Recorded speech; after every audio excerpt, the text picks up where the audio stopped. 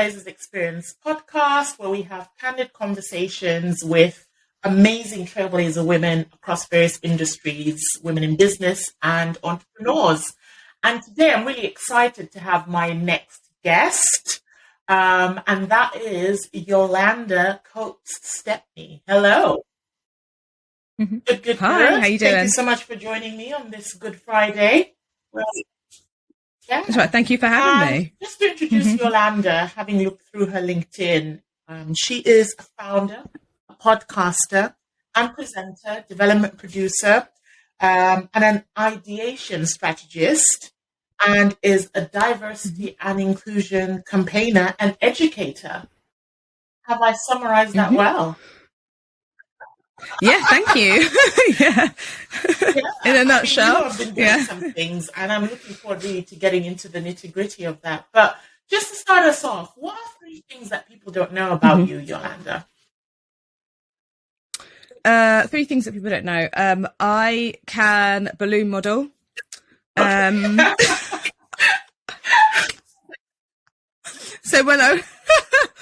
So when I'm the eldest of quite a few children, and so I found ways to entertain them, and so I learned how to model balloons when I was younger to entertain my little brothers and sisters. I don't know if I can still do it, but I think I'd still be able to like knock up a giraffe or something like that. And everything doesn't work out. You've always got that to fall back on. Exactly. Things that people don't know about me. I have a really an odd phobia of owls' legs. I think they're awful to look at, and I don't really like owls. But it's a really specific one, but it's like if I see pictures of it and everything, I'm like, no! So yeah. I don't know if you were hoping for sensible ones, by the way. To know you and just make humanizing you. Because I think, Yolanda, is fair enough. People see our profiles on LinkedIn and think we're these superpowers, but we're just people at the end of the day.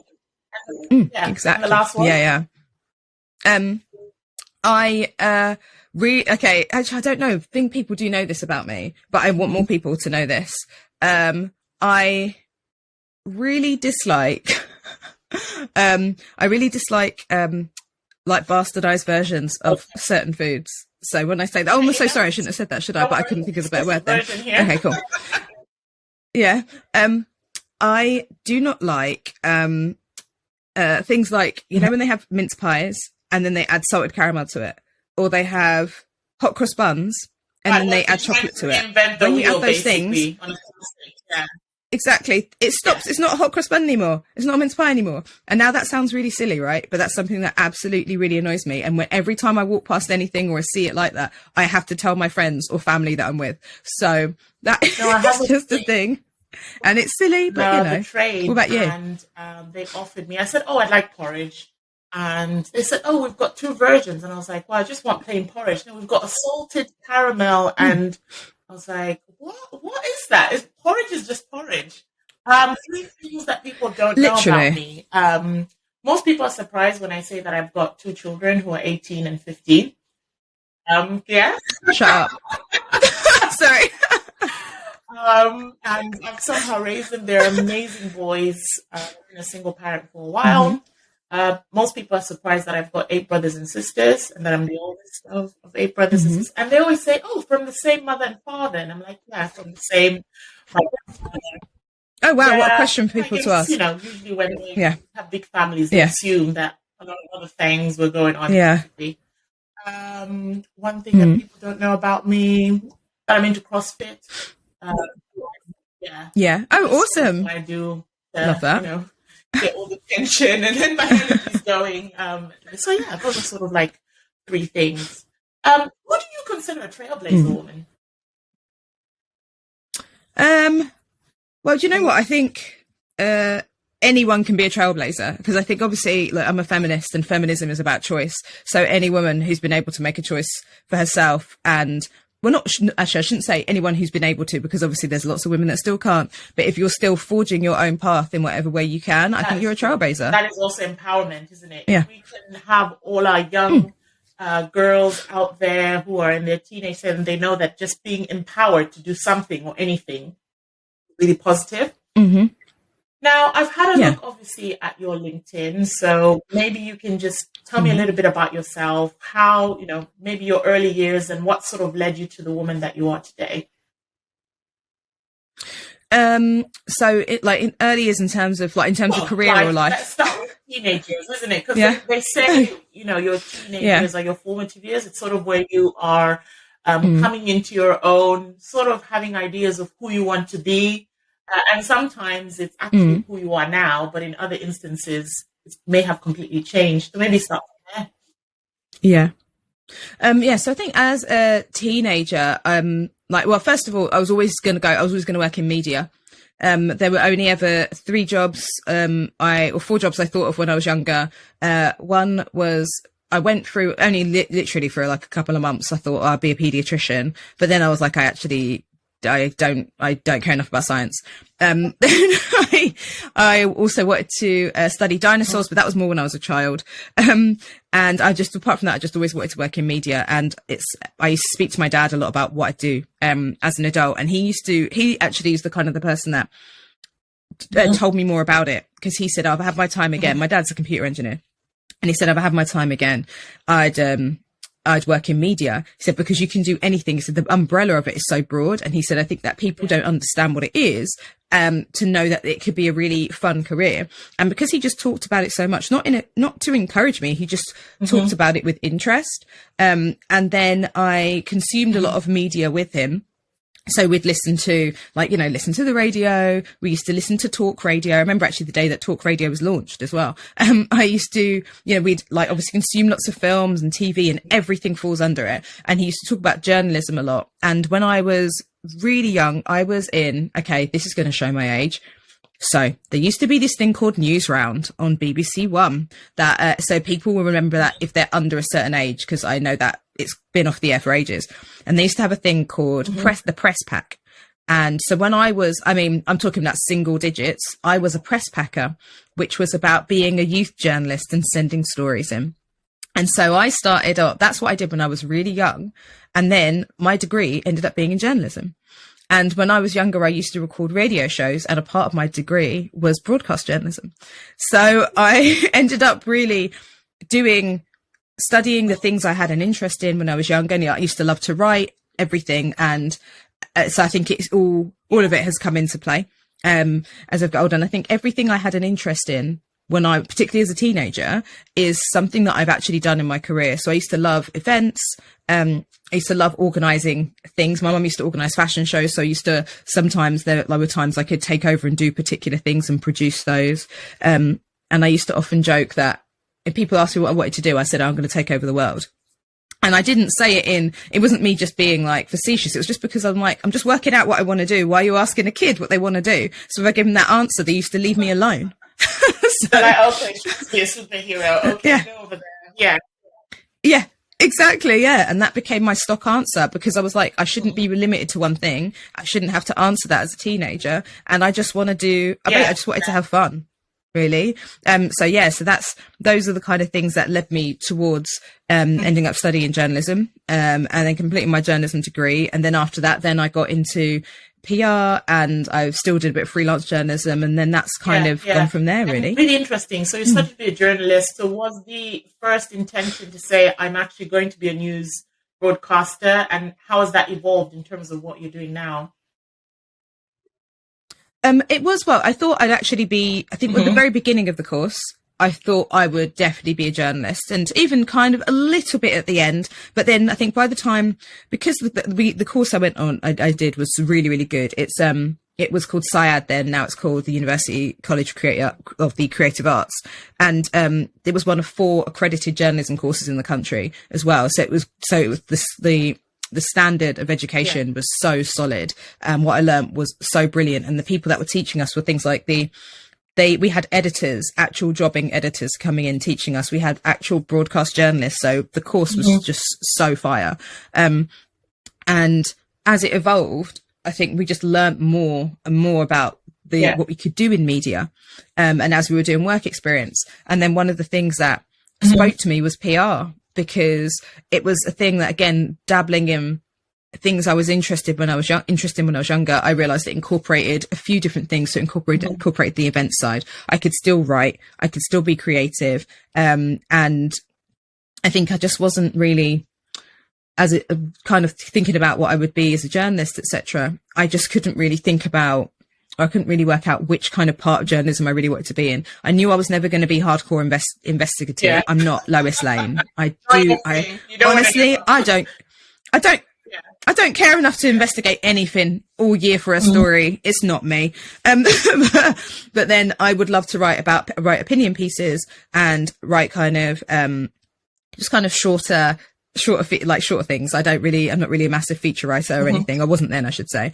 And then, so yeah, I went into PR and then really, really enjoyed it. And there was a point where I wanted to kind of marry politics and journalism, but then just over time that also, I was like, there's so many other different ways to be political and so many other ways to be like a campaigner, etc., that it just, at that point, I was like, nah, I just want to have fun. I want to write about fun things. I want to do fun things. I want to work on fun projects. And so then ended up in PR. Exciting projects and loved it. On in PR that you also oh my gosh.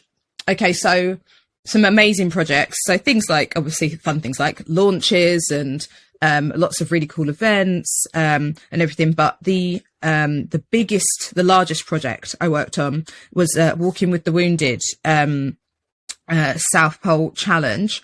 And well, I was walking with the Allied South Pole Challenge, and that was sponsored by like Glenfiddich and a few other really cool brands like Arkiva and stuff. And that was actually taking wounded ex-service personnel and celebrities and Prince Harry, Alexander Skarsgård, Dominic West to the South Pole to raise money for these different charities that help ex-wounded service personnel, or ex-service personnel that are wounded, I should say. And that was amazing because the whole thing, that is a huge thing. So I didn't actually get to go because someone at Clarence House took my place.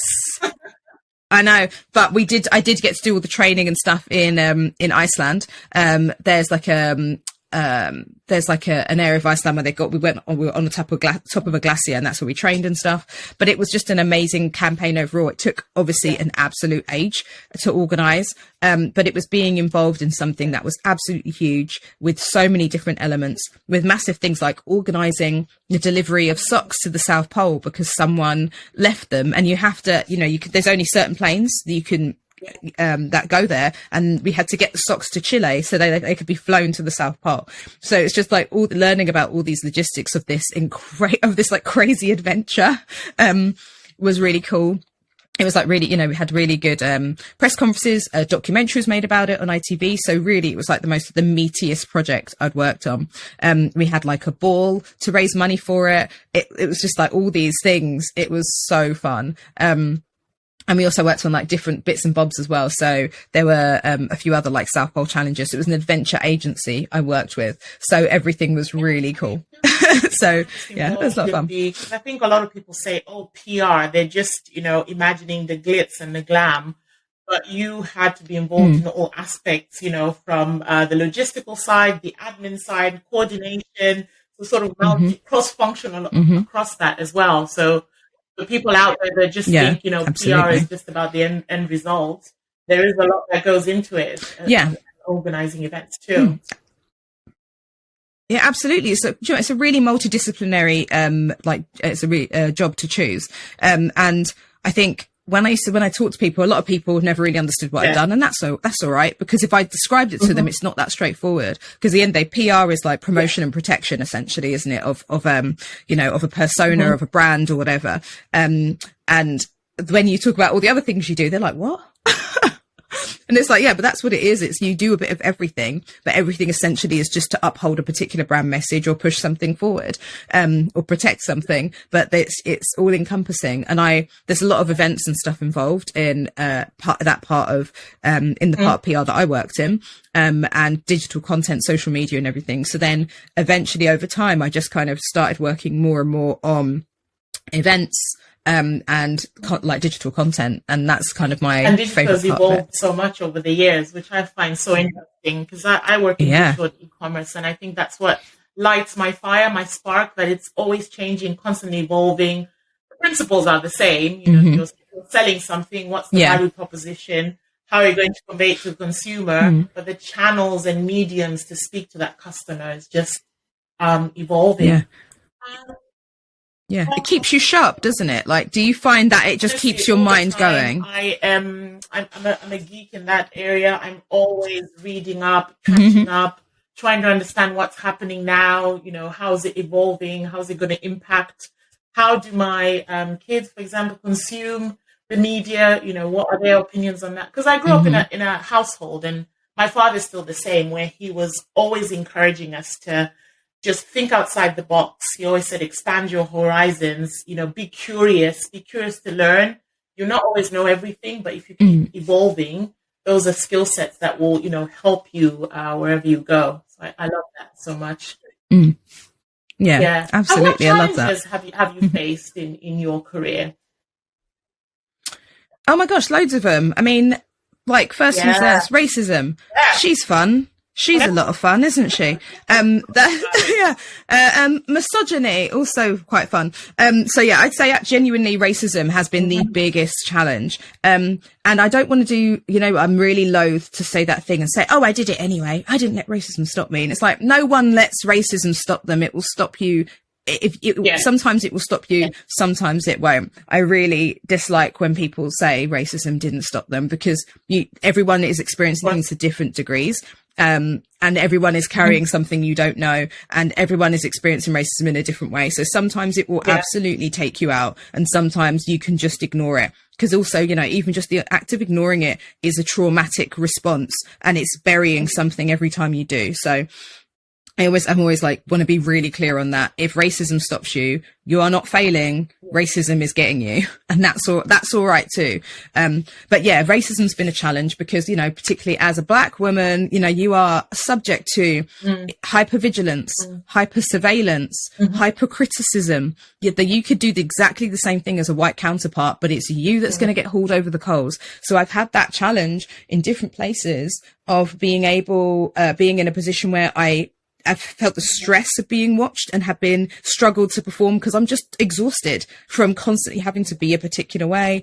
I've had the struggle where you can present something, you can do something, and people aren't going to give you the praise, recognition, or whatever, or just, I don't know, the correct answer or feedback, because it's tinged with their viewers' bias. And I'm not saying it's them always knowing they're being racist. At the end of the day, it's not about people being racist or not, it's that people engaging in racism. And that has been a massive challenge for me throughout my career, because it's manifested itself in so many ways, even like to being like people trying to muscle me out of job positions, and they don't know why they're watching me so much. They don't know why I could walk in a room and they've got a problem with everything about me, and someone else can walk in a room, push over a table, and they're fine with it. Like, they haven't got a clue.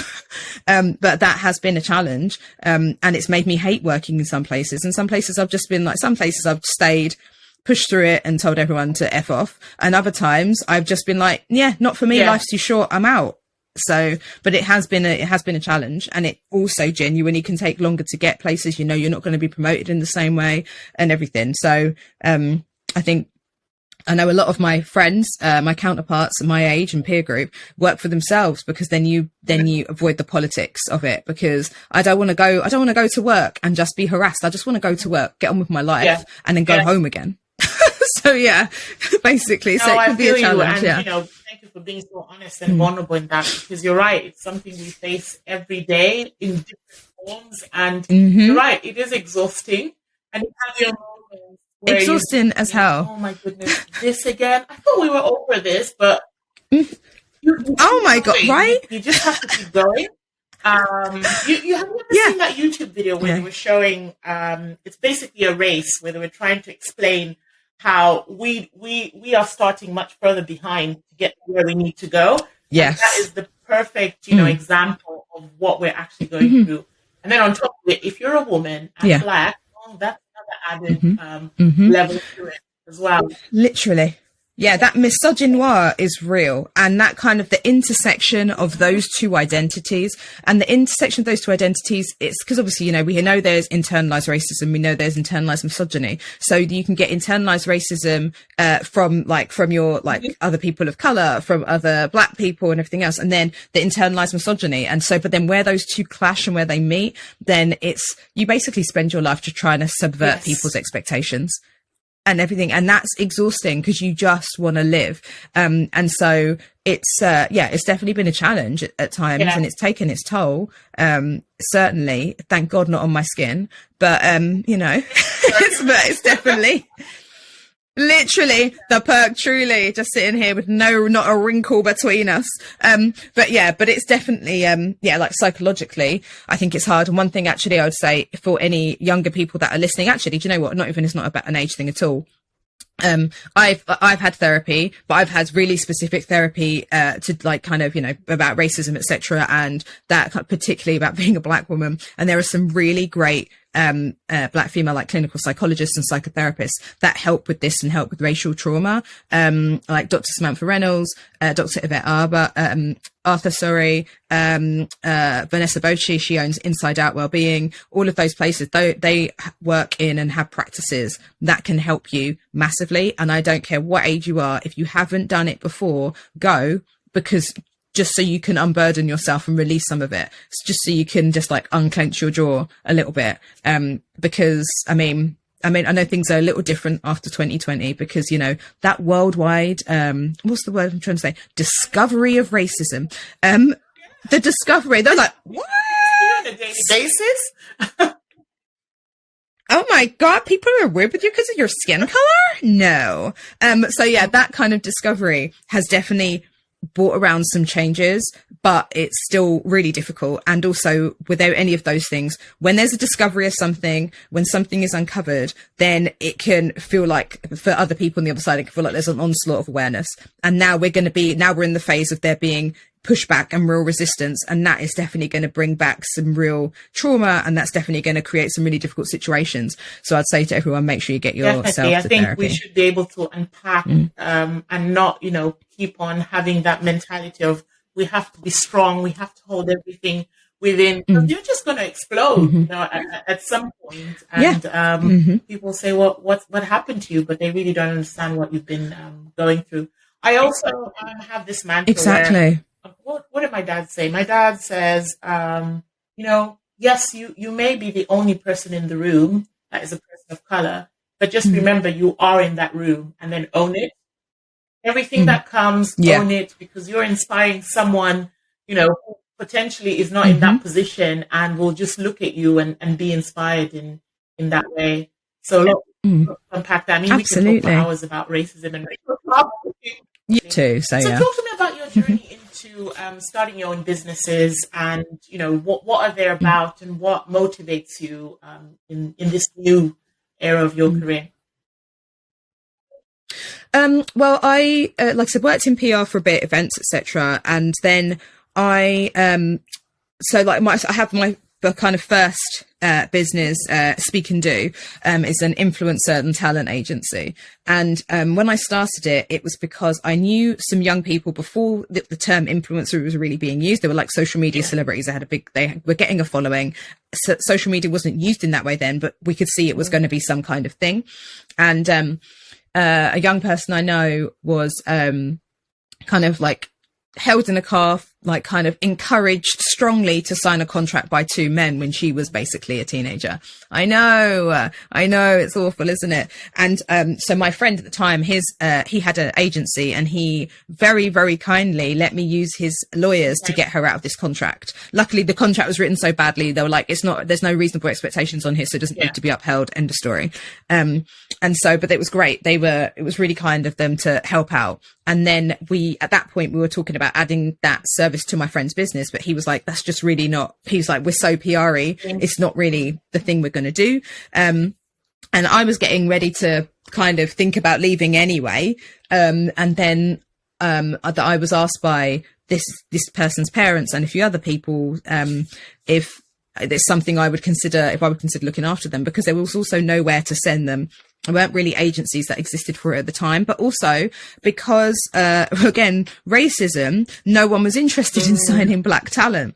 Now also, can I just say, one of them is now one of the biggest beauty influencers in the UK, but, so people weren't interested. And I even had so many ignorant comments like, oh, I think she's great, but cause we're not the same skin tone, I don't really pay attention. I don't really watch what she's doing. I don't really pay attention. And I was like, she's not saying you have to be the same skin tone. She's telling you how to put on makeup, which anyone can apply. Like, come on. But it's, again, the whole thing was a challenge. But anyway, from there, I built up Speak&Do, built up the agency, signed a lot of like really cool talent. And it's kind of been going ever since. Like, I knew I wanted to do something on my own, even if it was for a bit.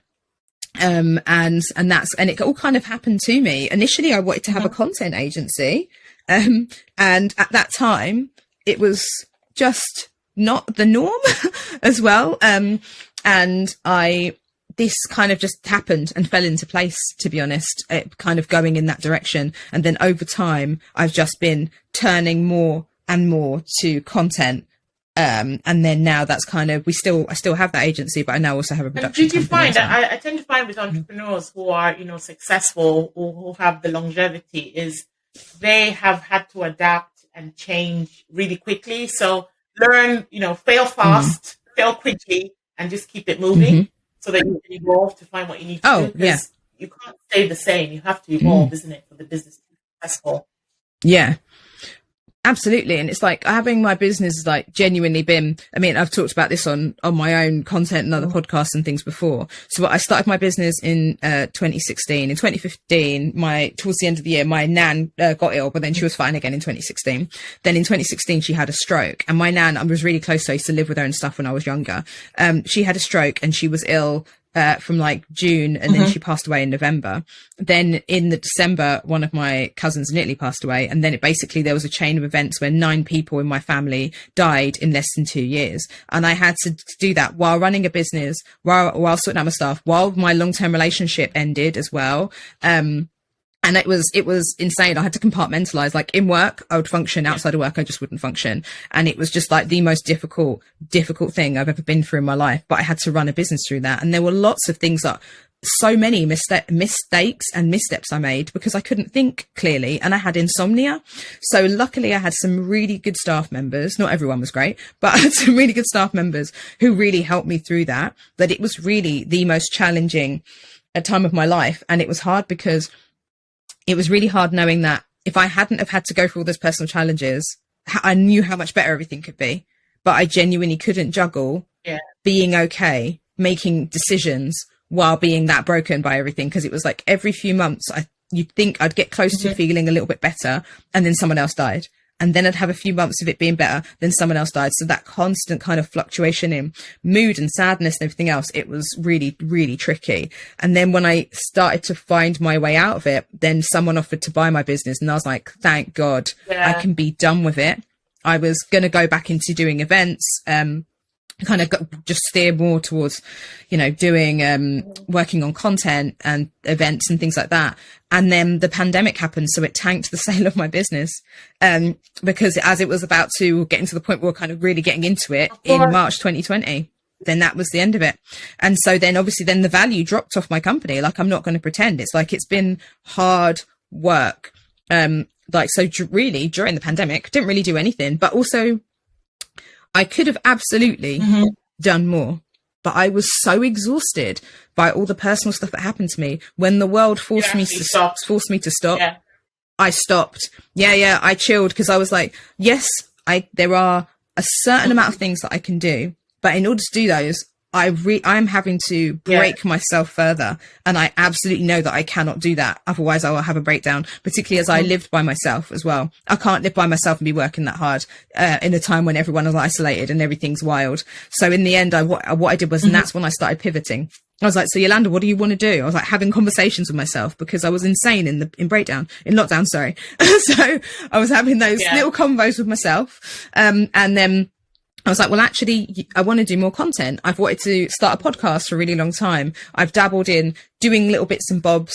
And I was like, now is just the time to do all the things that I want to do. So I absolutely put my money, I put my energy and everything into doing events, online events, into building out my content, and into pivoting my business and working on. What I did was I wrote down a bunch of business ideas that I had, and I just kind of worked on them, doing mini projects on them to see which bits I liked and what I didn't like. And it was like a very confusing time for everyone around me, but I was having a great time because I got to test out all these different ideas that I would never get to do if the world wasn't stationary. And so being able to do that was brilliant, because then also I just eliminated everything I didn't like. So by the time we got out of the pandemic, I was like, well, here are the things that I do now, and that's it. And I'm happy with that. And things may change in the future because I have other ideas and where I think I might go.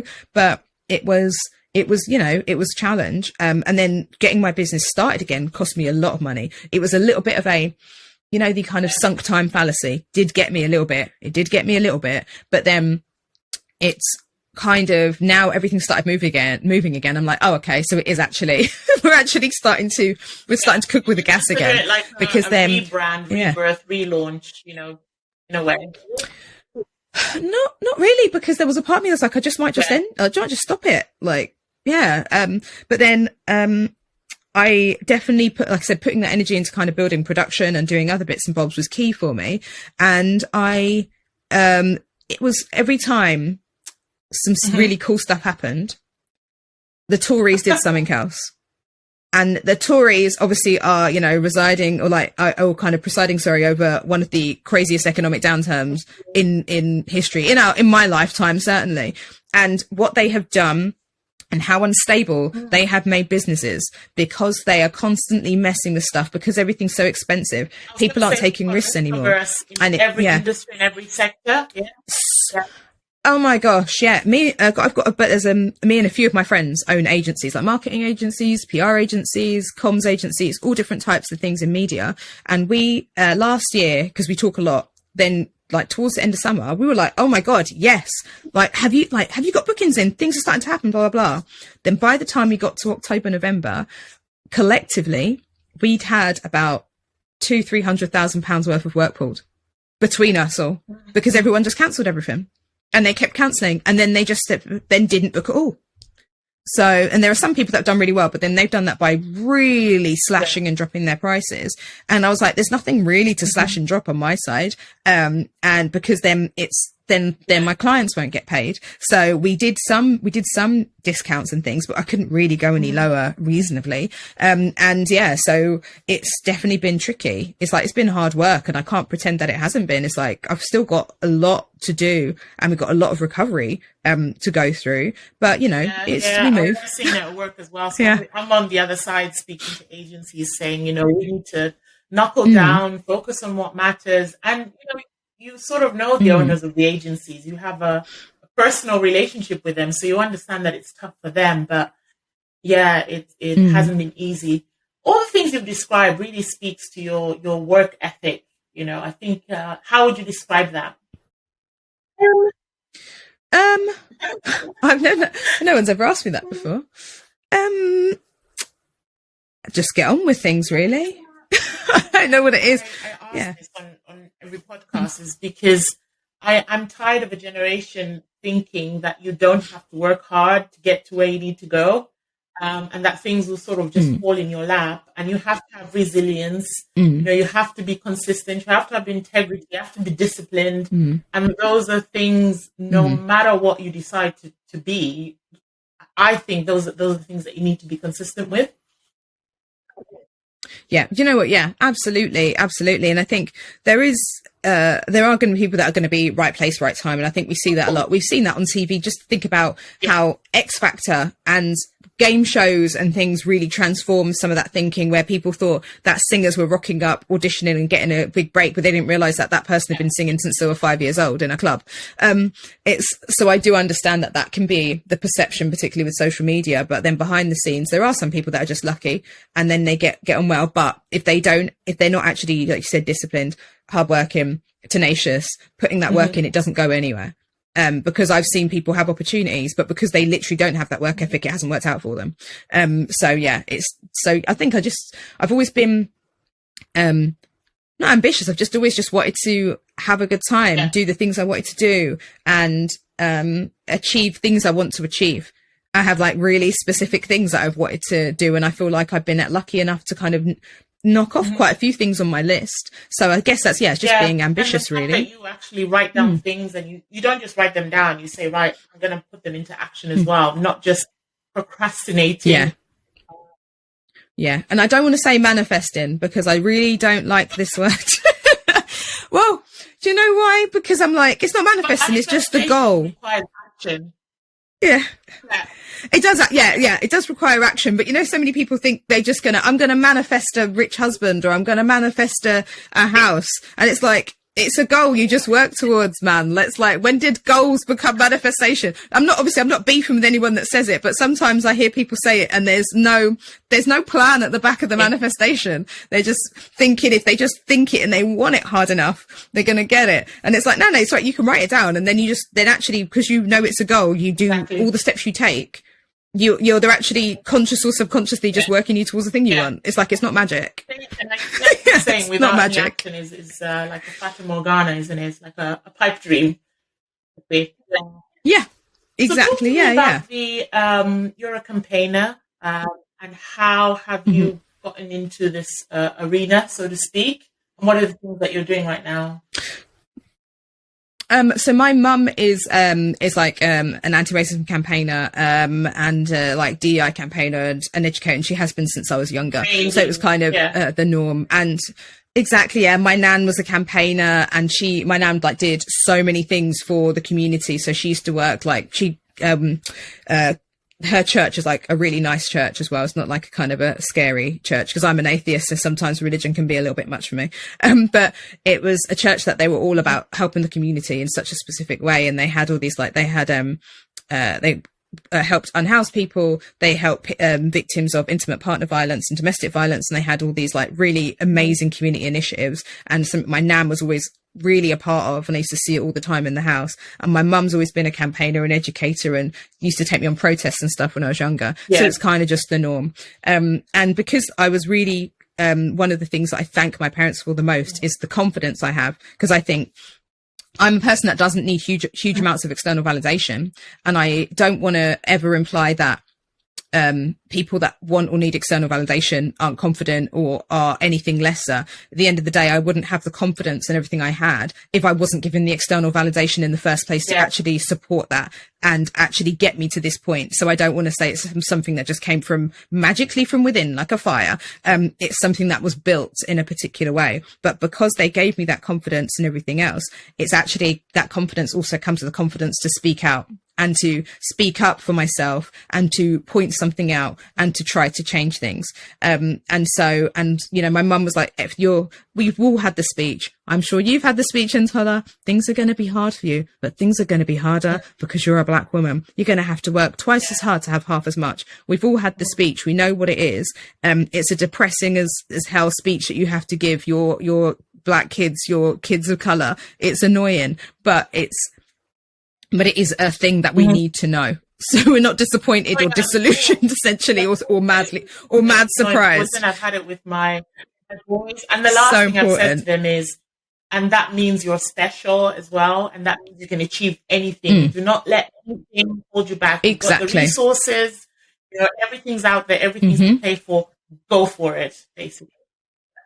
Exactly. Yeah. And that's my parents are exactly the same. It's like that. So then the reason they really wanted me to know that is because it's not like you haven't got the tools or anything to achieve. There is a system at place that can hold you back, but really what you need to do is go in there and smash its face in. So that's so then that gave me the confidence to be able to, speak out on things. Now it's not something that's always happened, because genuinely I've worked in places, like I said, racism has been a barrier. I've worked in places where actually we know when we can and can't say things.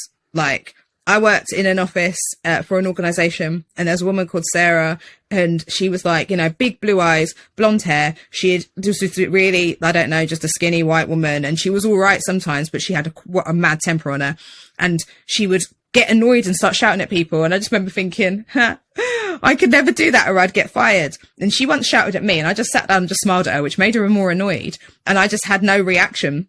And people are like, oh my God, are you okay? And I'm like, I'm okay. No one is as scary as my mum, first of all.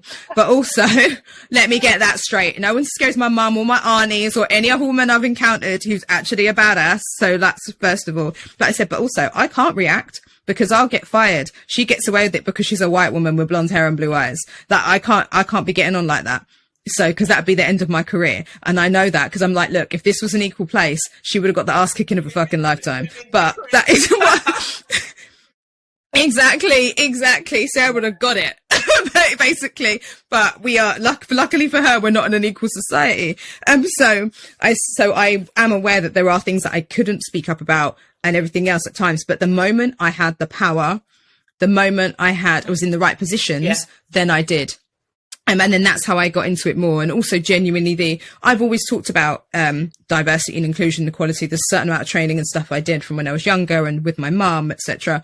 And when I've spoken about it in the past, I have been met with mad skepticism. I've been met with resistance. I've been treated poorly. I've received racism for pointing out stuff that actually happened. And then we get to 2020 and people are like, oh my God. And I was like, well, I told you. And I knew there'd be a day when you realized at some point, I didn't think it would be like this, but I knew it would be that day. And then because I'd always talked about it and I talked about it more at that time, then people started like listening to me finally. And then I created some online events. And then from there started working with different companies. And I have some really cool clients, that I work with across like different institutions, different brands. It could be like B2B, B2C. It's like science institutions. It's quite varied. That's brilliant. I think digital has sort of helped that space, isn't it? Where you can, be the master of your own destiny and say, right, here's a forum that's not censored. You know, I don't need to follow certain parameters, you know, an online event, easy to put on, get on there. I mean, we're recording a podcast now. Imagine if I had to pitch what we're going to be talking about now to some sort of media business. They probably say, well, not enough time. We don't think there's a demographic, but here we are just saying, right, we're going to do this. Started a podcast. Let's have a conversation and the outlets are there. I also find it really good that brands are now embracing, saying, okay, we don't have all the answers. No, this has been going on. Finally. And we are bringing in the people who've actually experienced it so they can tell us about the experiences and unconscious bias and try to make a difference. It'll take time, but I think we're sort of making progress in a way. Yeah, I think it feels like a bit graphic equalizer. It's like I use graphic equalizer to describe pretty much everything because everything is balanced on nuance. Everything is on a spectrum. And I think there are certain parts of the graphic equalizer that have gone up. There's awareness has gone up and some empathy has gone up and etc. But there are some places where it's gone down and we're backslid a little bit because there is that resistance because people can feel overwhelmed because they're like, oh, we're talking about this again. It's kind of, people do get really, there's a real pushback against it and everything, but you know, it is what it is. And people just have to get used to it really. It's like, it's not a myth. People of color are here. Racism exists. And it eventually, I don't know, not while I'm alive, but eventually it'll get better. Talk to me about your production company and what that, you know, encompasses and what do you think are the areas or the future in terms of what you're going to be producing moving forward? So Speak&Do Productions, I thought I'd stick with the name, we produce online series and podcasts. And it was like, it's the content company was what I wanted in the first place, but I ended up with looking after influencers for 6 years. So there's some owned content underneath there as well. So it's events and it's content. And so my owned content is my podcast Speak On, which is also an event series, which is about like, you know, closing the divide essentially between us, just because like we don't have to, I know we don't agree on everything, but we do not have to be assholes about it is kind of the main thrust of that. Then I also have a podcast called Dating and Mating, which is all about love, sex and relationships. And then I have like brands who are, I know, right? It's saucy. I've been editing some bits and I'm like, oh my God, I forgot this was said. And then I also have like external brand clients that we make and create podcasts for them from scratch. And then a few online series that we're working with brands on that will be coming out like towards the end of this year, next year. So that's what we're working on really. And then a lot of those things have events attached to them too. But yeah, it's a lot of fun. I love being a development producer, which is essentially when you come up with an idea from scratch and you develop it. And then get it out there in the world. And I love that. It's a lot of fun and it's what I've wanted to do for a really long time. So I'm glad I'm getting there. There'll be a build to it again, because cash flow and people aren't taking risks they want to. But in the meantime, I've got a few good brand clients that I'm working with and I'm working on building up my own content, which brilliant. is What does success look like to you in your personal and professional life? So if we fast forward 5 years from now, assuming there isn't another cost of living crisis, pandemic, inflation, or any other crazy shit. Literally. Yeah. Success looks like to me in my professional and personal time is having a good time. And I mean, like at work, doing something that I enjoy. I'm not saying that every single bit of it's always going to be fun and games. Who doesn't hate admin?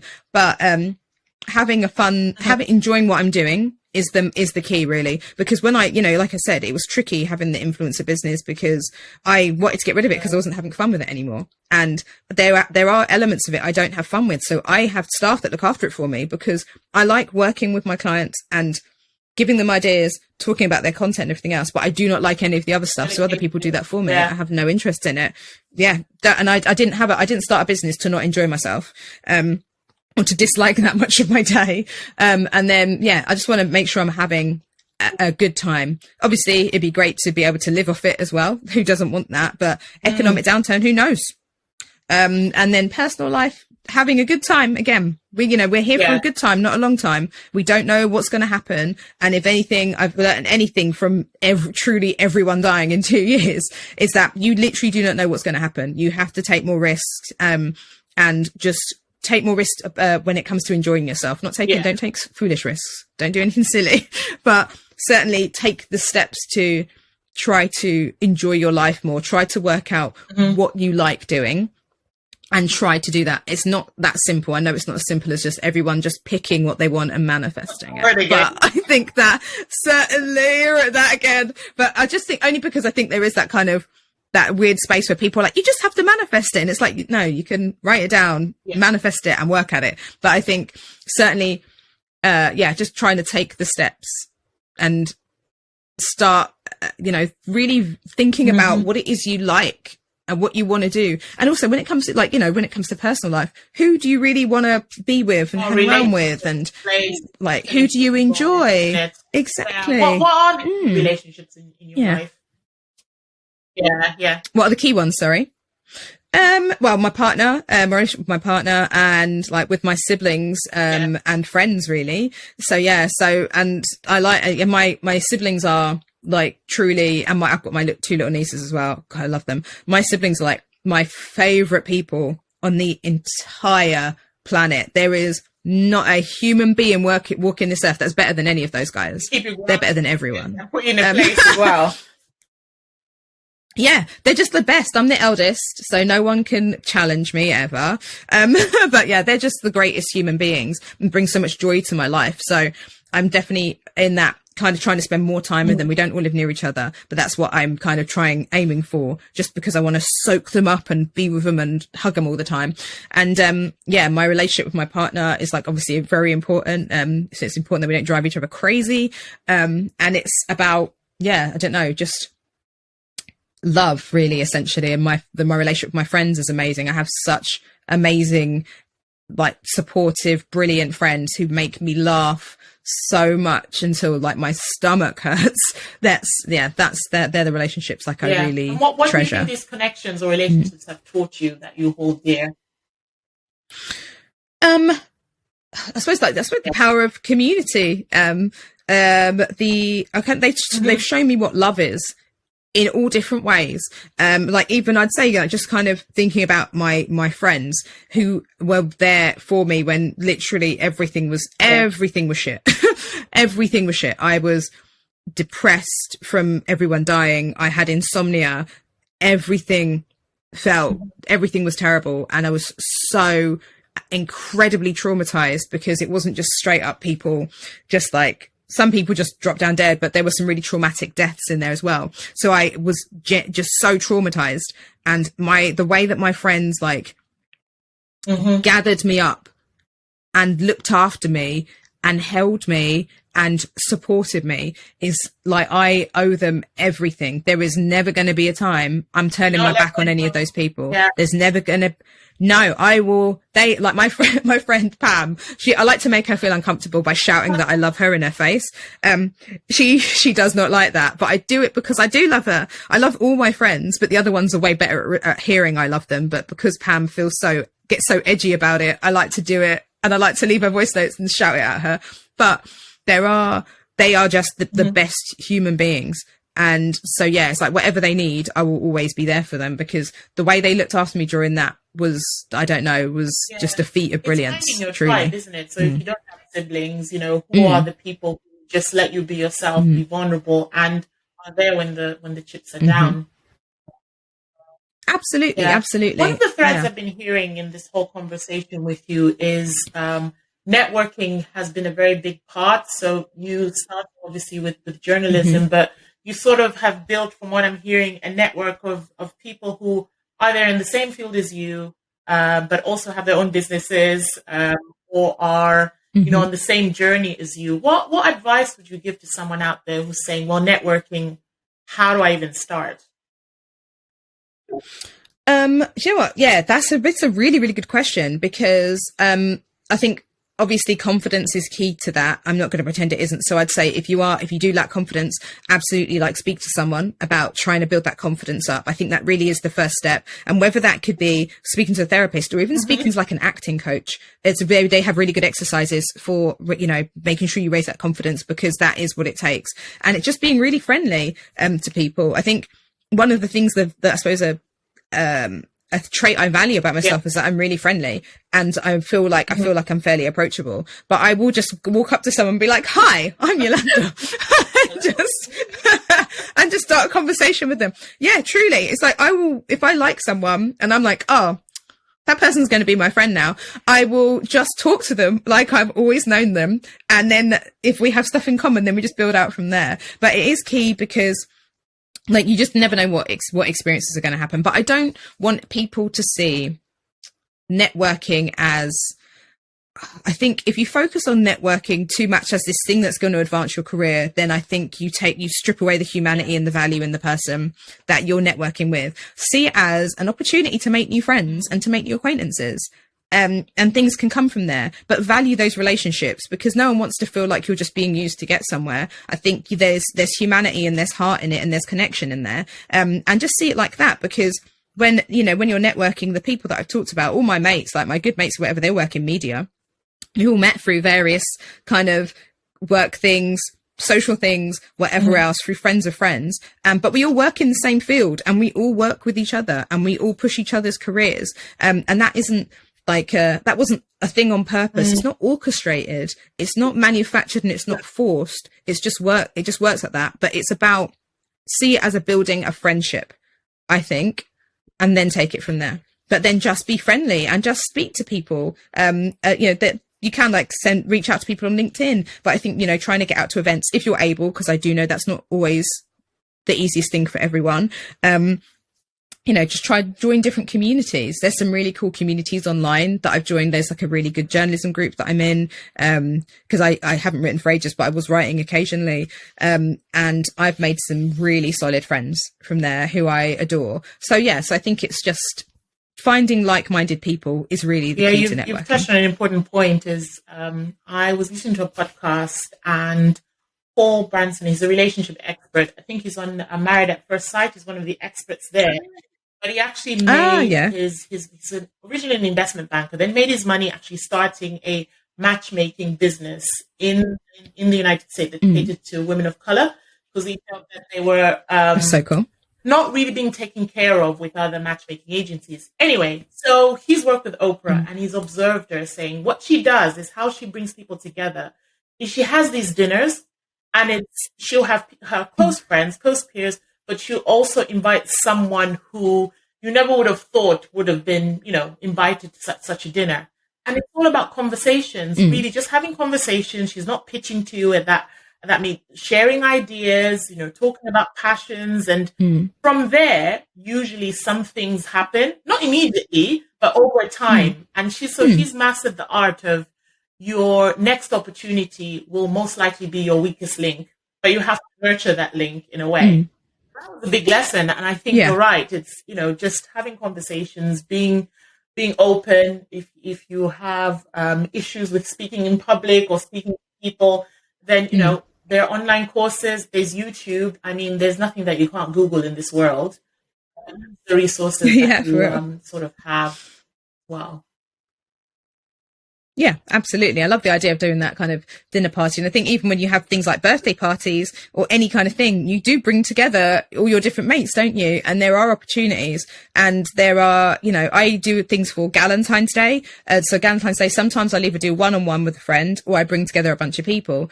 And also for Thanksgiving, even though, look, I'm not celebrating Thanksgiving for the genocide that it is, it's genuinely just a set day of the year that me and my friends kind of get together. But then I've been doing that for about 10 years and just bring together, I just invite a bunch of people, whoever turns up, turns up. And now some people are friends and some people get on with each other and blah, blah. So it's, you can be that catalyst for bringing people together, and for all the best reasons as well, like just for friendship and love and connection. Love and connection. That's the key factor.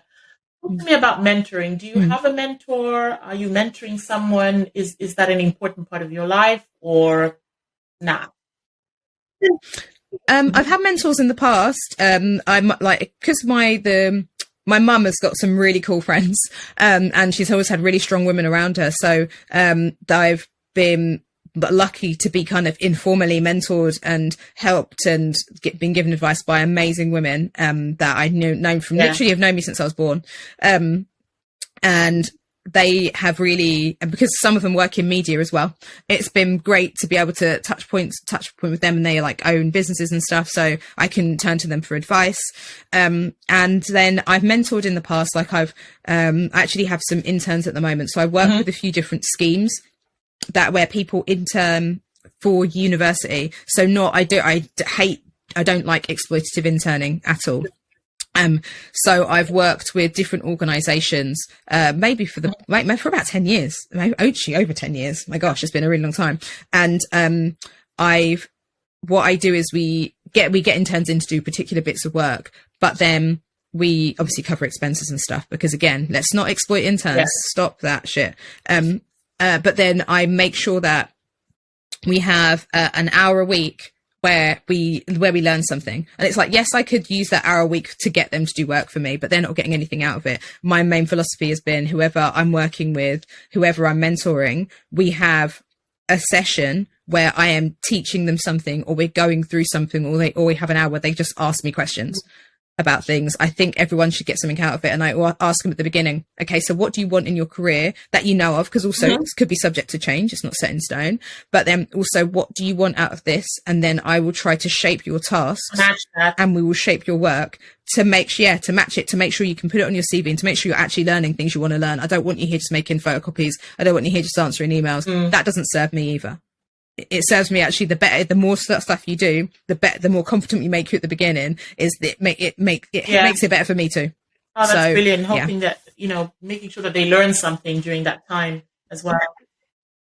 Yeah, absolutely. And I'm actually in touch with pretty much all my mentees as well. So everyone that's been an intern for me over the past God knows how many years. One of them actually just published a book recently. She was out in the States. Yeah, she's got a book called Changing Places, Delia Kai.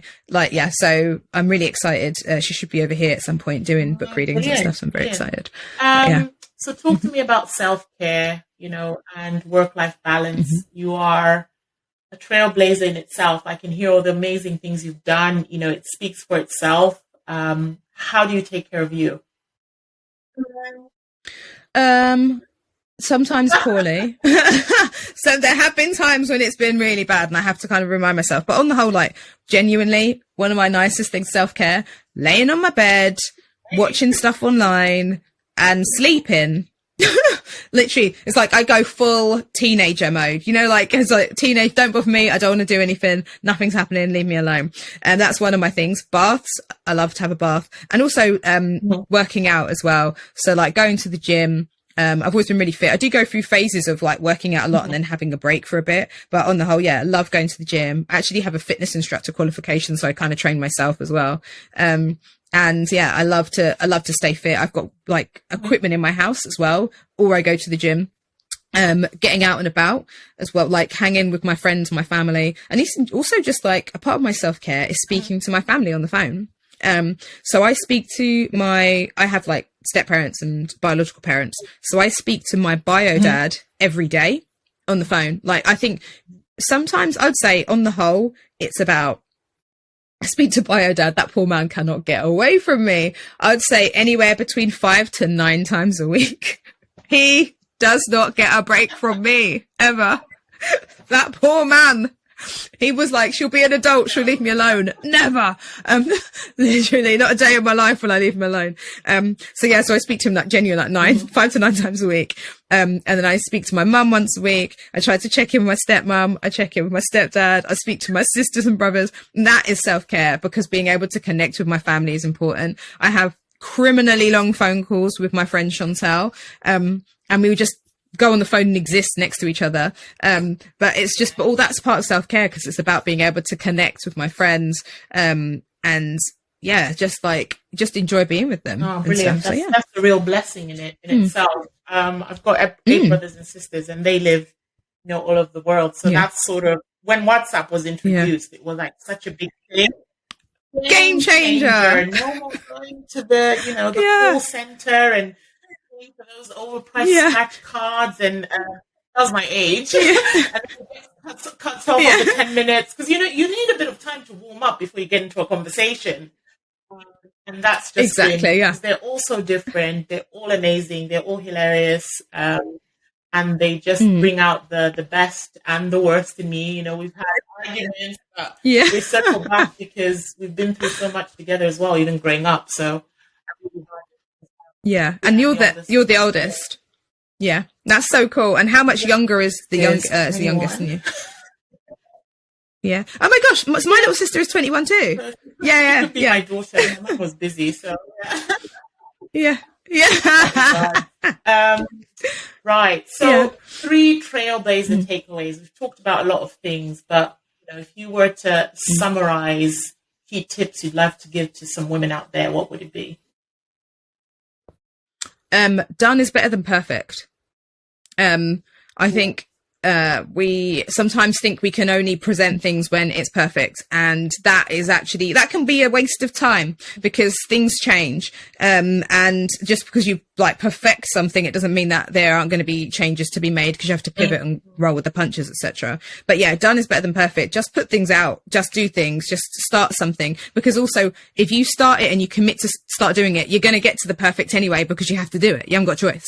And I've been that victim sometimes. I'm like, I can't do this yet because it's not complete. And then I got into a space where I was like, well, now I'm just gonna, when I want to do events, I just book it in. Do I know what I'm doing for it? No. My sister was like, just start. Yeah. Start. The first might just be start not it. great, because you're oohing and eyeing and umming, but just do it. Just do it. Yeah. And also you will actually, I'm sure you know this as well. When you commit to starting it, you actually you still give it the same energy as when you were trying to perfect it. The point is you just now have a deadline. Yeah. So I'd say, done is better than perfect, because also things can really change and knock you off your stride. Whereas if it's perfect, you're like, oh no, it was perfect and blah, blah. And I don't internalize that. It's just things happen. And another thing, oh my gosh, takeaway, take care of yourself, like therapy. And stuff like that. I know it's a thing that people say often, but I think it's important for everyone anyway, because we all carry around so much stuff, and it can get in the way of us. Get in the way is too harsh a term, but it can certainly be a factor. That can be a challenging factor when it comes to where we want to go, what we want to do with our lives. I think it's important to find that time. You then won't be able to give the best version of yourself in that relationship. Exactly. Yeah. You'll be doomed to repeat things as well. So it's always nice to do that. And I think, third one. Oh my gosh. Connect as well. And I'm going to say connect instead of network. And I'm going to, like I said before, like connect, love, friendship. Because I think, don't see networking as a thing that will advance your career. Don't see people as a thing that will advance you. See them as people as humans to connect with and build with and grow with and enjoy and have friendships with. Don't see people as commodities. Good one. Don't see people as commodities. Yeah. Because people do, and you can tell when people do, and you can tell when people do it to you, and it's not nice. And I don't want a bar of it. Don't connect with me as a commodity, because I'll see it and I won't like it, and I won't like you. So just turn up and just be authentic and just connect with me because we're both dope. Then we're gonna have a good time. Because you want something. I had a friendship like that where I was like, you only get in touch with me when you want something. You know, can we just have a chat sometimes? And that was a game changer in the relationship, because we were just like pretty open. And I said, okay, if you do want something, then it happens organically, but not specifically because you're contacting me for that. Yeah. Exactly. Well, Yolanda, it's been brilliant having you on this Good Friday. I hope, and I'm sure you've inspired someone out there. And like you said, you know, being Black is awesome. And we're gonna, but there's a lot of hard work that involves. No, thank you so much for coming onto the podcast, and I hope to see you in person. Yeah, oh my gosh, yeah, absolutely, yeah. Thank you so much for having me, and thank you for this is a great podcast, and I'm really looking forward to hearing from more trailblazing women. And it's just, I think thank you for giving people the opportunity to share and speak to you, because you're awesome as well. And it's I didn't get to ask you any questions. It's I'm so sorry. Exactly. I have. Well, do you know what? I just want to what was your path to your career? I was I want to ask all these questions back to you.